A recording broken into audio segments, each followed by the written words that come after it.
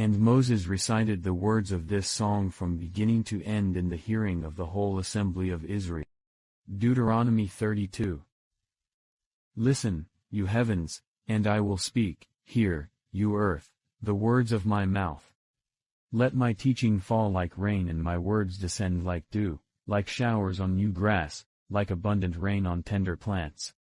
I will proclaim the name of the Lord. Oh, praise the greatness of our God. He is the rock, his works are perfect, and all his ways are just. A faithful God who does no wrong, upright and just is he. They are corrupt and not his children, to their shame they are a warped and crooked generation. Is this the way you repay the Lord, you foolish and unwise people? Is he not your Father, your Creator, who made you and formed you? Remember the days of old, consider the generations long past. Ask your father and he will tell you, your elders, and they will explain to you. When the Most High gave the nations their inheritance, when he divided all mankind, he set up boundaries for the peoples according to the number of the sons of Israel. For the Lord's portion is his people, Jacob his allotted inheritance. In a desert land he found him, in a barren and howling waste. He shielded him and cared for him, he guarded him as the apple of his eye. Like an eagle that stirs up its nest and hovers over its young, that spreads its wings to catch them and carries them aloft. The Lord alone led him, no foreign god was with him. He made him ride on the heights of the land and fed him with the fruit of the fields. He nourished him with honey from the rock, and with oil from the flinty crag. With curds and milk from herd and flock and with fattened lambs and goats, with choice rams of Bashan and the finest kernels of wheat. You drank the foaming blood of the grape. Yeshurun grew fat and kicked, filled with food, they became heavy and sleek. They abandoned the God who made them and rejected the rock their Savior. They made him jealous with their foreign gods and angered him with their detestable idols. They sacrificed to false gods, which are not God, gods they had not known, gods that recently appeared, gods your ancestors did not fear. You deserted the rock, who fathered you, you forgot the God who gave you birth. The Lord saw this and rejected them because he was angered by his sons and daughters. I will hide my face from them, he said, and see what their end will be, for they are a perverse generation, children who are unfaithful. They made me jealous by what is no God and angered me with their worthless idols. I will make them envious by those who are not a people, I will make them angry by a nation that has no understanding. For a fire will be kindled by my wrath, one that burns down to the realm of the dead below. It will devour the earth and its harvests and set afire the foundations of the mountains. I will heap calamities on them and spend my arrows against them. I will send wasting famine against them, consuming pestilence and deadly plague. I will send against them the fangs of wild beasts, the venom of vipers that glide in the dust. In the street the sword will make them childless, in their homes terror will reign. The young men and young women will perish, the infants and those with gray hair. I said I would scatter them and erase their name from human memory. But I dreaded the taunt of the enemy, lest the adversary misunderstand and say, our hand has triumphed, the Lord has not done all this. They are a nation without sense, there is no discernment in them. If only they were wise and would understand this and discern what their end will be. How could one man chase 1,000, or two put 10,000 to flight, unless their rock had sold them, unless the Lord had given them up? For their rock is not like our rock, as even our enemies concede. Their vine comes from the vine of Sodom and from the fields of Gomorrah. Their grapes are filled with poison, and their clusters with bitterness. Their wine is the venom of serpents, the deadly poison of cobras. Have I not kept this in reserve and sealed it in my vaults? It is mine to avenge, I will repay. In due time their foot will slip, their day of disaster is near and their doom rushes upon them. The Lord will vindicate his people and relent concerning his servants when he sees their strength is gone and no one is left, slave or free. He will say, now where are their gods, the rock they took refuge in? The gods who ate the fat of their sacrifices and drank the wine of their drink offerings. Let them rise up to help you. Let them give you shelter. See now that I myself am He. There is no God besides me.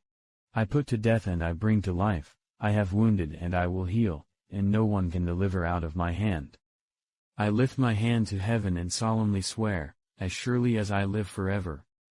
When I sharpen my flashing sword and my hand grasps it in judgment, I will take vengeance on my adversaries and repay those who hate me. I will make my arrows drunk with blood, while my sword devours flesh, the blood of the slain and the captives, the heads of the enemy leaders.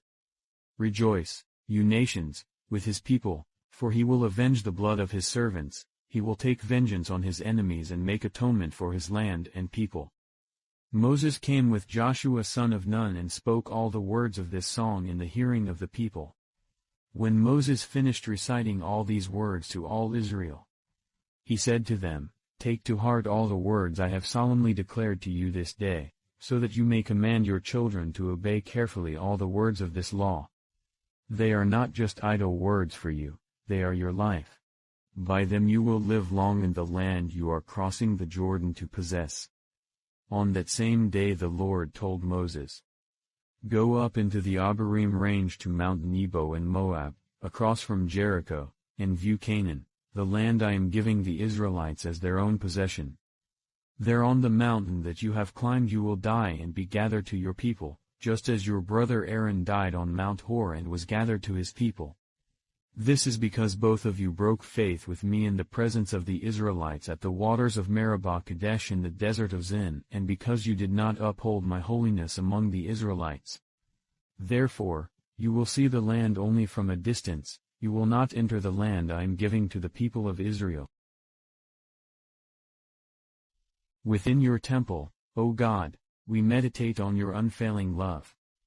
Like your name, O God, your praise reaches to the ends of the earth, your right hand is filled with righteousness. Mount Zion rejoices, the villages of Judah are glad because of your judgments. Walk about Zion, go around her, count her towers. Consider well her ramparts, view her citadels, that you may tell of them to the next generation. For this God is our God forever and ever, he will be our guide even to the end. When Jesus entered the temple courts, he began to drive out those who were selling. It is written, he said to them, My house will be a house of prayer, but you have made it a den of robbers. Every day he was teaching at the temple. But the chief priests, the teachers of the law and the leaders among the people were trying to kill him. Yet they could not find any way to do it, because all the people hung on his word. Luke 20. One day as Jesus was teaching the people in the temple courts and proclaiming the good news, the chief priests and the teachers of the law, together with the elders, came up to him. Tell us by what authority you are doing these things, they said. Who gave you this authority? He replied, I will also ask you a question. Tell me. John's baptism, was it from heaven, or of human origin? They discussed it among themselves and said, If we say, from heaven, he will ask, Why didn't you believe him? But if we say, of human origin, all the people will stone us, because they are persuaded that John was a prophet. So they answered, We don't know where it was from. Jesus said, Neither will I tell you by what authority I am doing these things. He went on to tell the people this parable, A man planted a vineyard, rented it to some farmers and went away for a long time. At harvest time he sent a servant to the tenants so they would give him some of the fruit of the vineyard. But the tenants beat him and sent him away empty-handed.